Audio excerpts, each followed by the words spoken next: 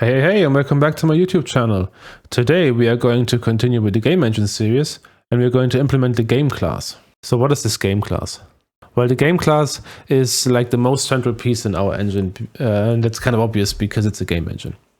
It can be seen in two different ways. One, as some kind of manager class because it's managing the game's state and also providing us functionality to start, run, pause, and shut down the game.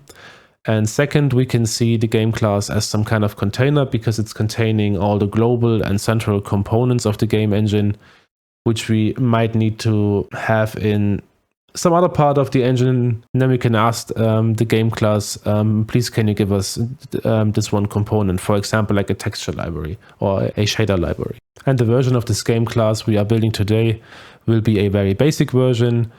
We will expand that a lot in the future, but today it will only contain like the start, run, and shutdown methods and a Boolean value that's called running, because we have to see if the game is running or not. And without any further ado, I'm going to put myself into the bottom right corner, and we are going to start implementing the game class. So we are in the main.cpp file, and the goal for the main file today is that we only want to have calls to the games class start, run, and shutdown method.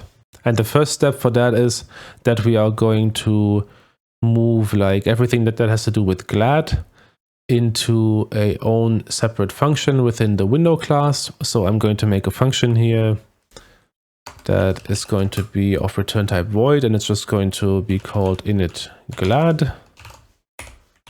Or it might has to be a Boolean value.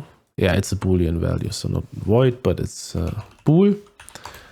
And for that, we are just going to copy that init glad function from the main file, or we just cut it, and we paste it in the Windows CPP file again, just here, add the class name here. Now we have to move some includes. We are going to take all of that out of here, move that in the window class. And then we can remove that because we have included that already.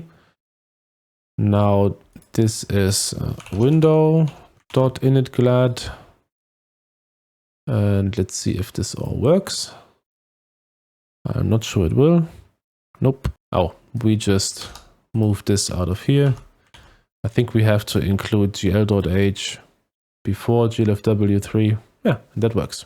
So now that the really small preparation we had to do is done by moving this initGlad function into the window file, we can make a new class file called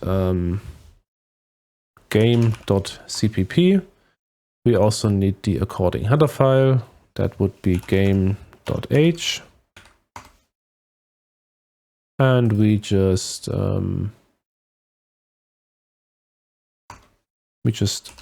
define namespace Lucy, and then we have a class called game. So the class will get a couple of public methods, and they are called start,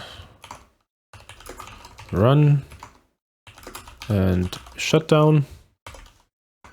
And we will have a couple of private fields here, private variables. The first one will be a Boolean called running, which will be false by default. And we will have a window called window. We need to include the source file here. This has to be either the full path, or we would have to, we could also do this differently, but then we have to use the apostrophes. And now we could just say include window.h, but we are going to use the full path.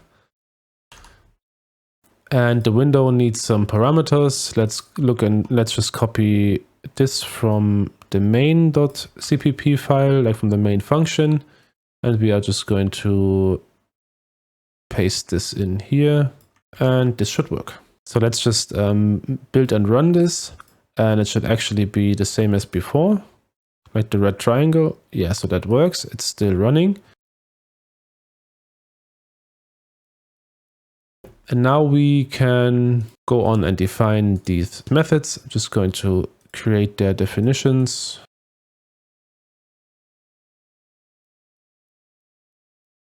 So now we have to fill these methods. And I'd say we start with the start method.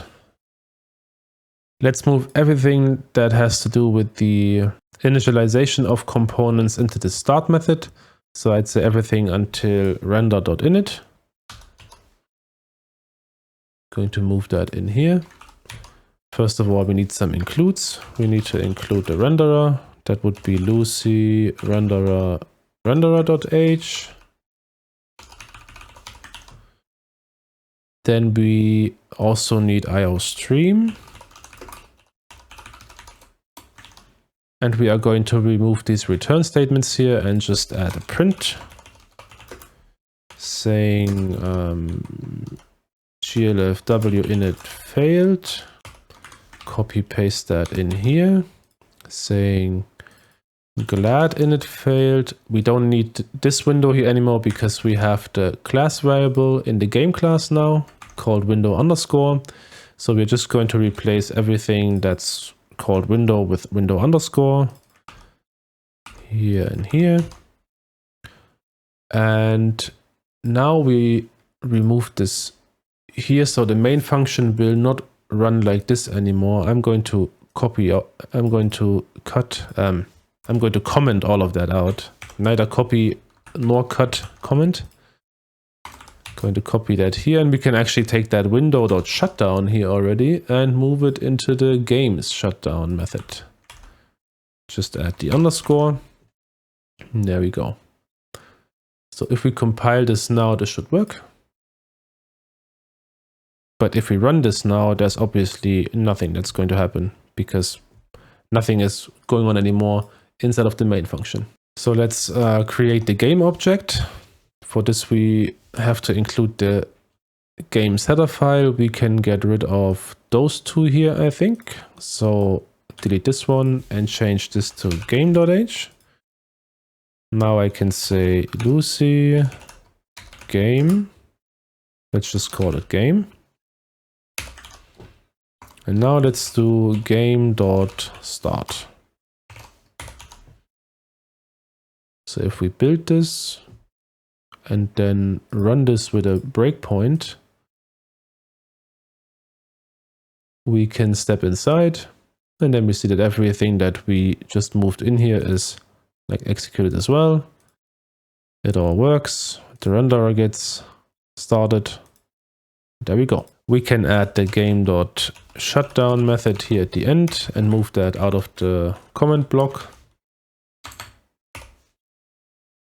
And now we take the main loop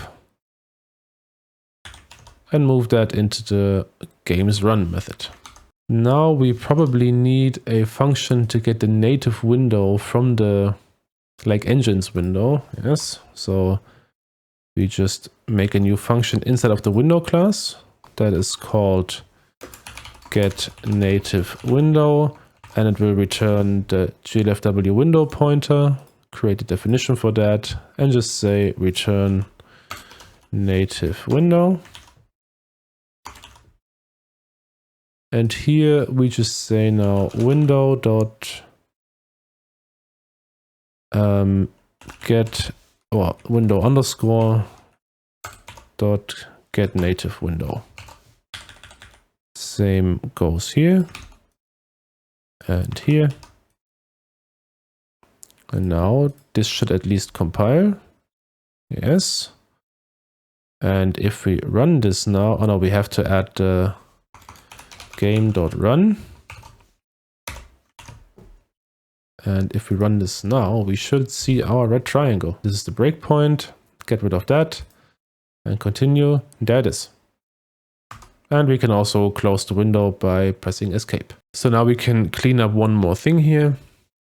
We are giving the renderer the window because we are doing the double buffer swap inside of the draw function, but that doesn't need to happen here. So we can just remove this, move this into the game's run function just after the draw call. And we move this here. And now we have to change the renderer's draw function. It does not take the window anymore.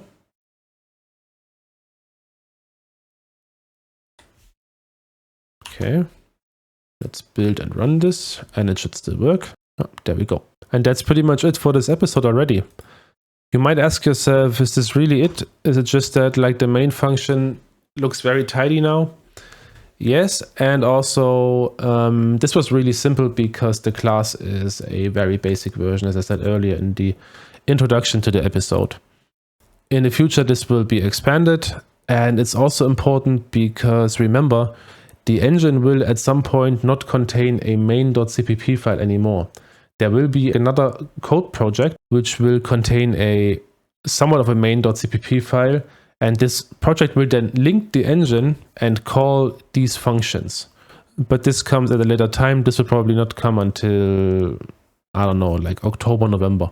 There's a lot more stuff to do in preparation for moving this out into its own project. So we have like a sandbox project where we can then link the engine in and use the engine's function to develop our game. So I'm going to put myself into camera full screen mode again. And I thank you for watching. The last video was very well received. Thank you for that. And I hope this one will be too. Again, if you have any kind of suggestions for stuff that you want to see, that you want to hear me talk about, if you have any kind of specific topics, then let me know in the comments. And also, if you want to join me in the development of the engine, then you can use the YouTube contact details, or you can join my Discord server, which will be linked in the video's description. And I'd say see you next time. Bye bye.